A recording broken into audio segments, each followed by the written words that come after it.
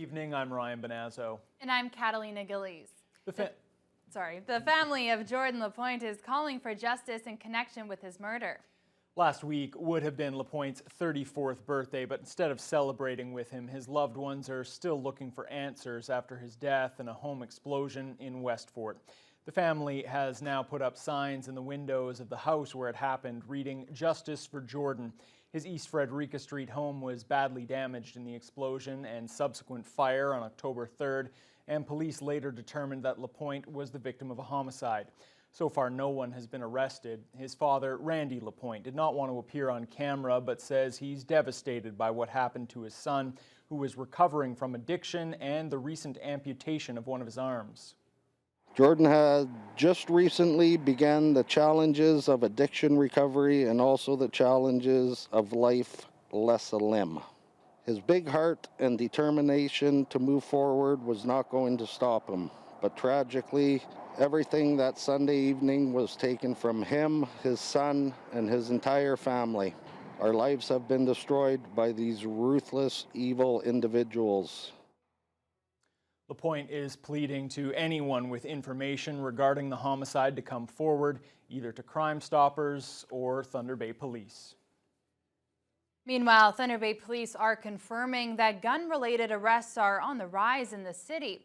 The news comes following the latest shooting incident this weekend on South May Street, in which a man was rushed to hospital with serious injuries. Danielle Bain has more. Thunder Bay Police have not yet made an arrest surrounding a shooting incident that occurred Saturday evening on the city's south side. The man who was shot was from the Niagara region and transported to the regional hospital for serious but non-life-threatening injuries. Detective Inspector John Fennell says incidents with firearms are becoming more and more common in Thunder Bay. Since 2018, there have been 8 attempted homicides and 3 actual homicides using firearms as a weapon, most of them drug-related. Drug trade is a great deal of money. Up in this area now, you can see that there's a little more competition, and now all of a sudden the firearms or the retaliation is starting because they're all fighting for that same dollar. And this is the problem when there's competition, and these guys do not care because there's a great deal of money at stake, and they will do what it takes. The increase in firearms puts pressure on the police force, but Detective Sergeant Dan Irwin from the Intelligence Unit says they are prepared for it and will do whatever they can to keep the number of incidents as low as possible. Investigations are very time-consuming. Doing all this while on the other side, they have no rules. They do what they want. They intimidate, they flash their guns, they sell their drugs, they make lots of money, and that's why they're doing it, and that's why they're coming to Thunder Bay. And we'll continue to do our best to push back and arrest as many as we can and help as many people as we can. The increase is happening quickly, too. In 2017, city police did not seize a single gun related to drug trade. In 2019, they seized 6, and this year, they are already up to 15. Fennell says it's happening throughout the north. And it's not just here. Like I share with you, Sault Ste. Marie, Sudbury, Timmins, North Bay, Kenora, everyone's facing the same issues. Danielle Bain, TBT News. Thunder Bay City Council will be in session tonight. One of the big topics on the agenda is a report outlining some good news for the city's bottom line. The third quarter budget variance forecasts the city will come in $5.6 million under budget this year. The report also outlines a $5.5 million COVID-19 impact.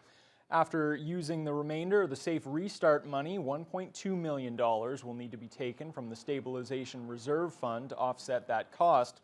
Council will need to decide later this year if they want to use part of the $5.6 million favorable variance to repopulate that reserve fund. According to City Treasurer Linda Evans, $2 million of the positive variance came from tax write-offs. We've experienced some settlements or been notified of settlements of prior year tax assessment appeals, and that is where we are now finding ourselves, where we have lower overall tax write-offs to the tune of $2 million. The province also recently announced the city's share of OMPF funding for 2022. Ontario is providing more than $20 million for general operating expenses, about $750,000 more than the city got a year ago. The Thunder Bay District has had its highest COVID-19 case count in 6 weeks after the health unit reported 8 new infections over the weekend. One of those cases comes from the Thunder Bay area, 5 are in First Nation communities, and 2 are from elsewhere in the district. There are 3 close contact infections, 1 case relates to travel outside of northwestern Ontario, and 4 exposure sources are unknown. 1 person has also been admitted to the ICU because of the virus. That's the only COVID hospitalization in the district. The TBDHU now has 16 active cases, its highest total since September 13th. Meanwhile, there's 1 new positive case in the Northwestern Health Unit in the Rainy River District. There are now 2 active cases across that health unit's catchment area. Ontario took another big step toward a return to normal today as the province lifted capacity limits for restaurants, gyms, and casinos. While many Thunder Bay business owners are excited about the change, they say they'll keep doing everything they can to ensure their customers are safe and comfortable. Kurt Black reports. For the first time since the pandemic began, restaurants and gyms across the province opened their doors Monday to customers without limitations to capacity. The general manager of the city's largest restaurant says they're looking forward to being able to once again accommodate up to 300 hungry customers. Adam Balfour says Wackies will do everything possible to ensure all patrons are comfortable during their time there. Where we're still going to have areas in place where, the distancing is in place. We're keeping all the barriers we put between our booths. Those aren't going anywhere. So yeah, gives us full capacity, but still, wanting to be cautious and make sure people feel comfortable. Balfour adds that Wackies will hold off on moving all of the games back into their usual spots for the time being as the restaurant adjusts to the return to normal. Meanwhile, over at Push Fitness, owner Jen Bisignano is very much excited for the small business community, which was hit the hardest by the capacity restrictions. But she also noted it is imperative that business owners find a balance between welcoming back as many customers as possible while ensuring current visitors' safety remains at the top of mind. Knowing that things could change at any time, but also more importantly, knowing that people aren't necessarily comfortable just immediately lifting all these restrictions needs to be at the top of all the business owners' mind. If you can have business come back, but people are not comfortable with the way that you're operating your business, then it's going to end up being way more of a negative than a positive. Some of the other places impacted by the changes Monday are local bingo halls and gaming centers, which can now open all their slot machines and other games to players at 100% capacity. And city officials have confirmed that minor hockey teams can use the dressing rooms at city arenas once again, rather than having to put on their hockey gear at home or in the parking lots outside the rinks. Kurt Black, TBT News. The reason that bars, restaurants, and gyms are able to open at full capacity today is because of the province's proof of vaccination policies. Those policies, however, are set to expire on January 17th, and some are now questioning why the government has set that hard timeline. With capacity now lifted, the countdown is on until proof of vaccination is no longer a requirement in Ontario. The Ford government announced last week the province is planning to lift the vaccine passport rules beginning January 17th, less than 4 months after they first began. And some at Queen's Park are expressing their discomfort. For me personally, it feels awfully soon, given that the certificates only just came into place in the last couple of weeks, and we only received the QR code version about a week ago. I hope that the government will take a responsible course of action and won't lift restrictions too early, as we've seen them do in the past. The province's science advisory table says the time is right to remove capacity as Ontario keeps a tight lid on COVID-19 transmission. But it only works, they say, with some public health measures still in place. Numbers look reasonable right now. Maintain, importantly, some of the core public health measures that have been very effective: masking, vaccine certificates, encouraging vaccination, improving ventilation and filtration indoors wherever you can. Which is why some politicians say it's odd that the government has firm dates in place. Well, I think it's premature to set arbitrary dates. I think those dates should be determined by what the science is telling us and what the spread of COVID looks like at those particular moments in time. The Chief Medical Officer of Health has said his office will review transmission data from Christmas and the school winter break before making a final decision. The Premier was also asked today whether small businesses, which are starting the recovery today, can expect to receive more government support. Small businesses need leadership right now, Speaker, not promises of new supports sometime in the future. Will the Premier be introducing a third round of supports to keep our small businesses afloat this fall? We stood up when the small businesses needed us. We spent over $4 billion in supporting the businesses. We're going to continue supporting small businesses. Small businesses are going to thrive. All eyes will be on Queen's Park on November the 4th when the finance minister tables a mini budget, the fall economic statement. It is then that we could see whether another round of support payments will be made available for small businesses that are struggling in Ontario. At Queen's Park, Colin DeMello, CTV News. Ontario is proposing new legislation that would encourage employees to disconnect from the office and sustain a healthier work-life balance.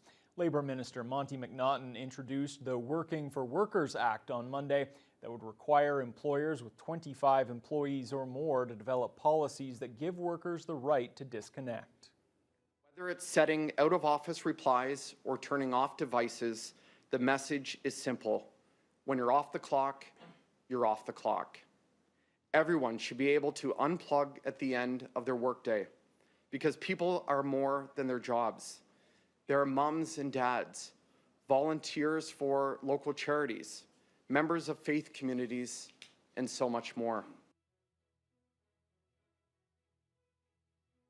The association has unveiled its northern platform ahead of its broader plan to improve health care across the province. OMA officials participated in a virtual media conference this morning with Northern Ontario School of Medicine President Dr. Sarita Verma. The plan, called Prescription for Northern Ontario, features 12 recommendations to the government to improve health care services in the north. They include calls for equitable access to care in a patient's home community and to address the disproportionate impact of the opioid crisis. OMA President Dr. Adam Kassam says the organization launched its Northern Plan first in order to highlight those healthcare disparities that exist in the region. There's 100 generalist family doctors that are needed in this area, 130 specialists, 40 of whom are psychiatrists. This is a very complex problem. There's probably a bunch of different avenues that we need to figure out how to work in concert, but ultimately it's going to be a multi-pronged approach that includes homegrown training, attracting from abroad and abroad from the community, as well as focusing on how do we fundamentally allow people to get care here with the Health Human Resource Plan that we have in place. CEO Alan Odette says the OMA will lobby the government to address the concerns. The association's province-wide plan, Prescription for Ontario, will be released tomorrow. In just a few days, Thunder Bay will be home to Northwestern Ontario's very first FreshCo grocery and pharmacy. The new Court Street store will have its grand opening on Thursday. The building was the longtime home of Safeway, but officials with the parent company, Sobeys, decided to renovate about 2/3 of the building and rebrand it as FreshCo. The remaining space is still vacant for now. Local franchisee Brandon Farrow says he and his 75 employees are excited to offer high-quality fresh food at fair pricing. And some sad news to pass along. Thunder Bay's annual Santa Claus Parade has been officially canceled for the second year in a row. A spokesperson for the area Rotary Club says they are very disappointed to have to scrap their plans for 2021. The parade had been held in mid-November along Memorial Avenue since 1991, and the Rotarians had hoped to bring it back next month after a one-year hiatus. But they say the necessary approvals to go ahead with it came very recently and too late to organize the event and give enough notice to those creating floats. But they're determined to host the Santa Claus Parade in 2022, and planning will begin early in the new year. Meanwhile, officials with the Parade of Lights recently confirmed that their event will be back this year. The event, featuring transports and other large vehicles decorated in lights, is scheduled for Saturday, December the 4th. Well, too bad that we're going to miss out once again.